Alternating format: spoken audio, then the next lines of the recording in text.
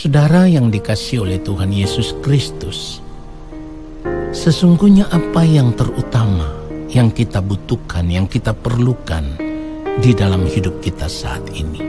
Kalau pertanyaan ini ditanyakan kepada manusia pada umumnya, maka kita akan menemukan berbagai macam jawaban, di mana ada begitu banyak kebutuhan yang utama, yang terutama, yang ingin dicapai atau yang ingin dimiliki oleh manusia pada umumnya. Nah, saudaraku, bagaimana dengan kehidupan kita sebagai orang percaya? Sebagai orang percaya kita harus benar-benar menyadari bahwa hanya ada satu kebutuhan hidup yang paling utama dan yang terutama, melebihi apapun dan siapapun yang kita perlukan saat ini. Dan kebutuhan hidup yang kita perlukan itu adalah menemukan Tuhan. Ya, saudara tidak salah dengar. Saya katakan menemukan Tuhan adalah kebutuhan hidup kita yang utama dan yang terutama. Nah, saudaraku, jangan pernah berpikir bahwa kita sudah menemukan Tuhan karena kita adalah orang percaya, kita adalah orang Kristen, jadi kita sudah menemukan Tuhan. Saudaraku, menjadi orang Kristen atau orang percaya bukanlah sebuah jaminan bahwa kita sudah menemukan Tuhan. Sebab orang yang telah menemukan Tuhan itu akan terlihat nyata di dalam kehidupannya, di mana cara hidupnya, gaya hidupnya sudah tidak sama lagi dengan dunia ini. Nah, sekarang pertanyaannya, saudara masih hidup sama dengan dunia atau tidak? Karena begini, saudaraku, orang percaya atau orang Kristen yang sudah benar-benar menemukan Tuhan, maka satu hal yang akan terlihat nyata dari dalam kehidupan orang-orang seperti ini adalah sudah tidak tertarik lagi dengan dunia ini. Sama sekali sudah tidak tertarik lagi dengan dunia ini. Apapun bentuk kesenangan dunia saat ini yang ditawarkan, orang-orang yang sudah menemukan Tuhan sudah tidak berminat lagi untuk menikmati semuanya itu. Secara pribadi saya sendiri terus melatih diri saya. Saya terus berdoa dan berkata kepada Tuhan, dalam segala keadaan yang Bapa, hamba memilih untuk tidak menikmati dunia ini dengan segala kesenangannya, apapun bentuknya. Dan apa yang saya sampaikan ini adalah, ini merupakan bentuk doa saya. Saya mau berjuang untuk mencapai kesempurnaan yang Bapa kehendaki. Saya memilih untuk tidak mau lagi menikmati dunia ini dengan segala kesenangannya, apapun bentuknya, saudaraku. Nah, saudara yang dikasihi oleh Tuhan Yesus Kristus, kita harus melatih diri untuk itu. Harus menemukan Tuhan. Sebab ketika kita menemukan Tuhan, maka kita akan menemukan kembali kemuliaan Allah yang hilang. Sebab seperti yang firman Tuhan katakan, manusia telah kehilangan kemuliaan Allah akibat dosa. Roma 3 ayat 23 firman Tuhan mencatat itu, karena semua orang telah berbuat dosa dan telah kehilangan kemuliaan Allah. Lalu ayat 24 dikatakan, dan oleh kasih karunia telah dibenarkan dengan cuma-cuma karena penebusan dalam Kristus Yesus. Nah, saudara yang dikasihi oleh Tuhan Yesus Kristus, ketika kita mengerti bahwa kita telah dibenarkan, maka itu artinya oleh Allah kita kembali diberi kesempatan untuk datang menghampiri Allah. Allah yang maha mulia, Allah yang maha kudus, Allah yang maha agung. Kita kembali diberikan kesempatan untuk bisa membangun persekutuan dengan Allah. Kita kembali diberi kesempatan untuk bisa membangun hubungan yang intim dengan Allah. Dan di dalam persekutuan dengan Allah, di dalam hubungan yang intim dengan Allah itulah, maka kita akan terus belajar untuk mengerti apa yang menjadi kehendak Allah, apa yang baik, yang berkenan kepada Allah dan yang sempurna. Lalu ketika kita mengerti, kita mau hidup hanya untuk melakukan semua yang merupakan kehendak Allah Bapa di surga selama kita masih hidup di dunia ini. Saudara yang dikasihi oleh Tuhan Yesus Kristus, semuanya itu harus kita lakukan sebagai bagian atau upaya untuk menemukan kembali kemuliaan Allah yang telah hilang dari hidup kita akibat dosa yang kita perbuat.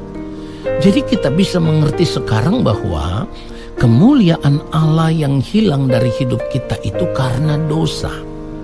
Jika demikian, seharusnya saudaraku, kita juga menyadari bahwa ketika kita telah dibenarkan dengan cuma-cuma karena penebusan di dalam Tuhan Yesus Kristus, maka sekarang seharusnya kita berjuang dengan sekuat tenaga, berjuang dengan segenap hidup kita, supaya kita tidak berbuat dosa lagi. Saudaraku, orang percaya yang sudah mengerti bahwa ia telah dibenarkan di dalam Tuhan Yesus Kristus oleh penebusan yang dikerjakan oleh Tuhan Yesus Kristus di atas kayu salib, dan masih mau tetap hidup dalam dosa, masih mau tetap berbuat dosa, maka sesungguhnya orang-orang seperti ini sedang mempermainkan Tuhan.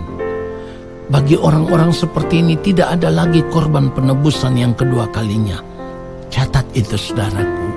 Kalau kita masih mau berbuat dosa, masih mau tetap hidup di dalam dosa, tidak ada lagi penebusan yang kedua kalinya. Saudaraku, Efesus pasal 1 ayat 7 firman Tuhan katakan, sebab di dalam Dia dan oleh darahnya kita beroleh penebusan, yaitu pengampunan dosa menurut kekayaan kasih karunia-Nya. Nah, kalau kita sudah tahu bahwa di dalam Yesus kita sudah ditebus, artinya kita sudah diampuni segala dosa kita, jangan lagi berbuat dosa. Jangan lagi mempermainkan Tuhan dengan cara hidup kita yang salah. Firman Tuhan katakan di dalam Galatia pasal yang ke-6 ayat yang ke-7, jangan sesat. Allah tidak membiarkan dirinya dipermainkan, karena apa yang ditabur orang itu juga yang akan dituainya. Nah, saudaraku, perhatikan itu. Dengan demikian kita bisa mengerti sekarang mengapa firman Tuhan katakan upah dosa adalah maut. Hal itu bukan karena Allah tidak lagi berbelas kasihan kepada manusia ciptaannya, tetapi manusialah yang telah menarik diri dari kasih karunia Allah. Ya, tadi firman Tuhan katakan kita sudah ditebus dan semuanya itu karena kasih karunia Allah. Sekarang kita hidup lagi di dalam dosa, maka hal itu sama dengan kita menarik diri dari kasih karunia Allah, yaitu dengan cara hidup tidak berkenan di hadapan Allah, hidup berbuat dosa. Dan cara hidup yang demikian sama dengan kita sedang mempermainkan Allah. Saudaraku, anak-anak kita di rumah kalau kita larang 1 kali, 2 kali, 3 kali tidak nurut, kita hajar, ya, supaya dia bertobat. Saudara kerja di kantor, kalau saudara melanggar aturan, ya, atau saudara tidak taat terhadap aturan yang berlaku di kantor, pelanggaran 1 kali mungkin masih bisa dimaafkan, pelanggaran 2 kali mungkin juga saudara masih bisa dimaafkan. Tetapi kalau sampai melakukan lagi pelanggaran ketiga dan terus berulang, saudara dapat dipastikan pasti dipecat sama atasan saudara. Saudara yang dikasihi oleh Tuhan Yesus Kristus, jadi kalau kita sudah tahu bahwa kita sudah ditebus, artinya kita sudah diampuni oleh Allah. Oleh kasih karunia Allah, kita menerima pengampunan itu secara cuma-cuma, lalu kita masih tetap mau hidup mempermainkan Allah. Firman Tuhan katakan Allah tidak membiarkan dirinya dipermainkan. Jangan lihat sekarang sepertinya semua aman-aman saja, semua baik-baik saja. Saudara, berpikirlah bahwa masa hidup kita di dunia ini sangat singkat. Dan ketika masa hidup kita di dunia ini berakhir, maka kita harus mempertanggungjawabkan apapun yang kita lakukan, semua yang kita lakukan. yang kita ucapkan, yang kita pikirkan, ya, yang kita kerjakan, tingkah laku kita, semua perbuatan kita itu harus kita pertanggungjawabkan. Saudaraku, Galatia pasal 6 ayat yang ke-8, firman Tuhan katakan, sebab barang siapa menabur dalam dagingnya, ia akan menuai kebinasaan dari dagingnya. Tetapi barang siapa menabur dalam roh, ia akan menuai hidup yang kekal dari roh itu. Jadi inilah yang harus kita perhatikan, cara hidup kita. Saat ini kita hidup, kita menabur dalam roh atau dalam daging. Kalau kita hidup, kita mengikuti hawa nafsu diri, keinginan diri sendiri, itu artinya kita sedang menabur di dalam daging. Dan orang yang menabur di dalam daging pasti akan menuai kebinasaan. Menabur di dalam daging itu sama dengan tetap hidup di dalam dosa.